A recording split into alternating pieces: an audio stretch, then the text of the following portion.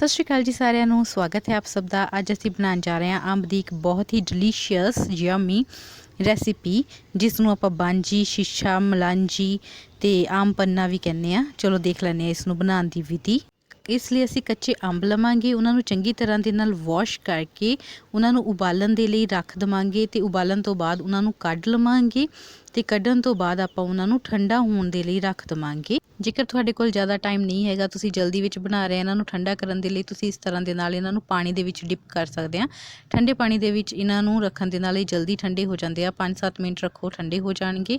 ਤੇ ਇਸ ਤਰ੍ਹਾਂ ਦੇ ਨਾਲ ਦੇਖੋ ਹੁਣ ਇਹ ਠੰਡੇ ਹੋ ਗਏ ਆ ਤੇ ਹੁਣ ਆਪਾਂ ਇਹਨਾਂ ਦਾ ਸਾਰਾ ਪਾਣੀ ਜਿਹੜਾ ਹੈ ਕੱਢ ਦੇਵਾਂਗੇ ਤੇ ਹੁਣ ਇਹ ਅੰਬ ਜਿਹੜੇ ਆ ਇਹ ਰੈਡੀ ਹੈਗੇ ਆ। ਦੇਖ ਲੈਂਦੇ ਆ ਹੁਣ ਆਪਾਂ ਕਿਹੜੇ ਸੁੱਕੇ ਮਸਾਲੇ ਇਸ ਦੇ ਵਿੱਚ ਐਡ ਕਰਨੇ ਆ। ਇਸ ਦੇ ਵਿੱਚ ਇਹ ਕ੍ਰਸ਼ ਕੀਤੀ ਹੋਈ ਕਾਲੀ ਮਿਰਚ ਹੈਗੀ ਆ ਤੇ ਨਾਲ ਹੀ जीरा हैगा, नमक हैगा आ, मेथी दाना हैगा आ ते गुड़ हैगा आ ते शक्कर। क्योंकि आप दो तरह के नाल बना रहे हैं, तुसी गुड़ दे नाल भी बना सकते हैं, तुसी इसनूं शुगर खंड दे नाल भी बना सकते हैं। जो टेस्ट थानू पसंद आवे तुसी उस तरह बना सकते।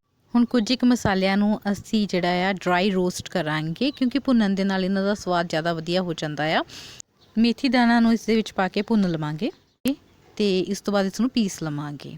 ਤੇ ਹੁਣ ਇਸ ਨੂੰ ਭੁੰਨ ਕੇ ਆਪਾਂ ਜਿਹੜਾ ਹੈਗਾ ਆ ਕੱਢ ਲਿਆ ਇੱਕ ਪਲੇਟ ਦੇ ਵਿੱਚ ਤੇ ਨਾਲ ਹੀ ਆਪਾਂ ਜਿਹੜਾ ਹੈਗਾ ਉਸ ਪੈਨ ਦੇ ਵਿੱਚ ਹੁਣ ਜੀਰਾ ਜਿਹੜਾ ਆ ਉਹ ਪਾ ਦਿੱਤਾ। ਉਸ ਨੂੰ ਵੀ ਆਪਾਂ ਡਰਾਈ ਰੋਸਟ ਕਰਾਂਗੇ ਤੇ 1 ਮਿੰਟ ਤੋਂ ਬਾਅਦ ਉਹ ਵੀ ਭੁੰਨ ਗਿਆ ਤੇ ਆਪਾਂ ਉਸ ਨੂੰ ਵੀ ਕੱਢ ਲਿਆ ਤੇ ਹੁਣ ਆਪਾਂ ਇਹਨਾਂ ਦੋਨਾਂ ਮਸਾਲਿਆਂ ਨੂੰ ਪੀਸ ਲਵਾਂਗੇ।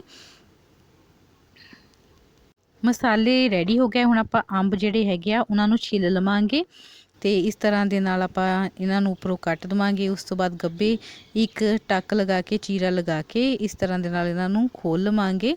ਸਾਰੇ ਮੈਂਗੋਸ ਨੂੰ ਇਸ ਤਰ੍ਹਾਂ ਦੇ ਨਾਲ ਆਪਾਂ ਰੈਡੀ ਕਰ ਲਵਾਂਗੇ। ਉਬਲੇ ਤਾਂ ਇਹ ਪਹਿਲਾਂ ਹੀ ਹੋਏ ਆ ਤੇ ਇਸ ਤਰ੍ਹਾਂ ਦੇ ਨਾਲ ਆਪਾਂ ਇਹਨਾਂ ਦੇ ਵਿੱਚੋਂ ਪਲਪ ਹੁਣ ਜਿਹੜਾ ਹੈਗਾ ਮੈਂਗੋ ਦਾ ਕੱਢਣਾ ਸਟਾਰਟ ਕਰ ਦਵਾਂਗੇ।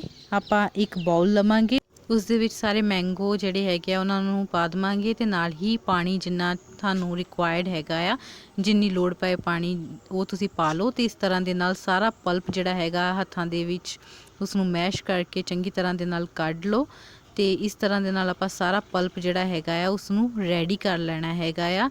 ਤੇ ਇਹ ਪਲਪ ਹੁਣ ਸਾਡਾ ਸਾਰਾ ਦੇਖੋ ਰੈਡੀ ਹੈਗਾ ਆ।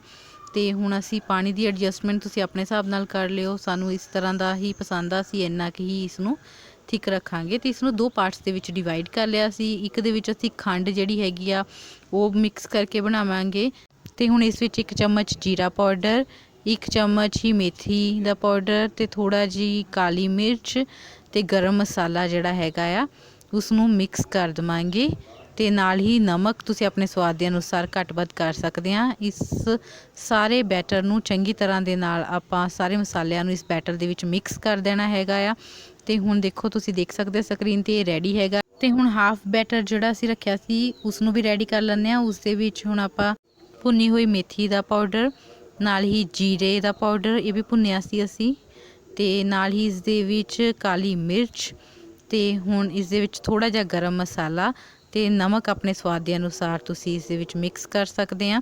ਤੁਸੀਂ ਚਾਹੋ ਤਾਂ ਇਸ ਦੇ ਵਿੱਚ ਸੌਂਫ ਵੀ ਪਾ ਸਕਦੇ ਆ, ਰਾਈ ਵੀ ਪਾ ਸਕਦੇ ਆ, ਪਰ ਅਸੀਂ ਉਹ ਸਭ ਨਹੀਂ ਐਡ ਕਰ ਰਹੇ, ਸਾਨੂੰ ਇਹੀ ਸਵਾਦ ਪਸੰਦ ਆ। ਤੇ ਹੁਣ ਅਸੀਂ ਇਸ ਦੇ ਵਿੱਚ ਸ਼ੱਕਰ ਜਿਹੜੀ ਹੈਗੀ ਆ ਉਹ ਐਡ ਕਰ ਦਿੱਤੀ ਹੈਗੀ ਆ, ਗੁੜ ਸ਼ੱਕਰ ਜਿਹੜੇ ਹੈਗੇ ਉਹ ਐਡ ਕਰ ਦਿੱਤੀ ਆ। ਤੇ ਹੁਣ ਦੇਖੋ ਇਹ ਬਿਲਕੁਲ ਰੈਡੀ ਹੋ ਗਿਆ ਆ ਤੇ ਸਾਨੂੰ ਇਹੀ ਜ਼ਿਆਦਾ ਸਵਾਦ ਲੱਗਦਾ। ਤੁਸੀਂ ਕਮੈਂਟ ਕਰਕੇ ਦੱਸਿਓ ਤੁਹਾਨੂੰ ਖੰਡ ਵਾਲਾ ਸਵਾਦ ਲੱਗਦਾ ਆ ਜਾਂ ਸ਼ੱਕਰ ਵਾਲਾ ਸਵਾਦ ਲੱਗਦਾ ਆ।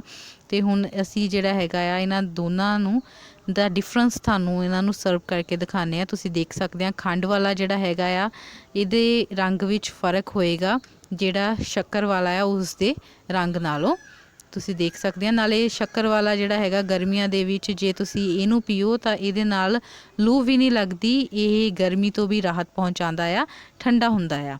ਤੇ ਹੁਣ ਅਸੀਂ ਇੱਕ ਹੋਰ ਜਿਹੜਾ ਹੈਗਾ ਸ਼ੱਕਰ ਵਾਲਾ ਹੀ ਬੋਲ ਜਿਹੜਾ ਲਵਾਂਗੇ ਕਿਉਂਕਿ ਮੈਨੂੰ ਪਿਆਜ਼ ਵਾਲਾ ਵੀ ਬਹੁਤ ਪਸੰਦ ਹੈ, ਇਸ ਲਈ ਇਸ ਦੇ ਵਿੱਚ ਮੈਂ ਪਿਆਜ਼ ਐਡ ਕਰਾਂਗੀ।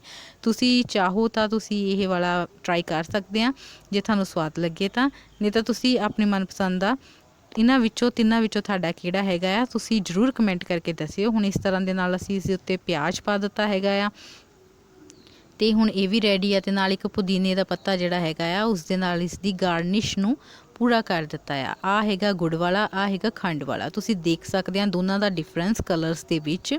ਤੇ ਇਸ ਤਰ੍ਹਾਂ ਦੇ ਨਾਲ ਤਿੰਨੋਂ ਤਰ੍ਹਾਂ ਦੇ ਡਿਲੀਸ਼ੀਅਸ ਯਮੀ ਮੈਂਗੋ ਦੀ ਰੈਸਿਪੀ ਸਾਡੀ ਰੈਡੀ ਹੈਗੀ ਆ।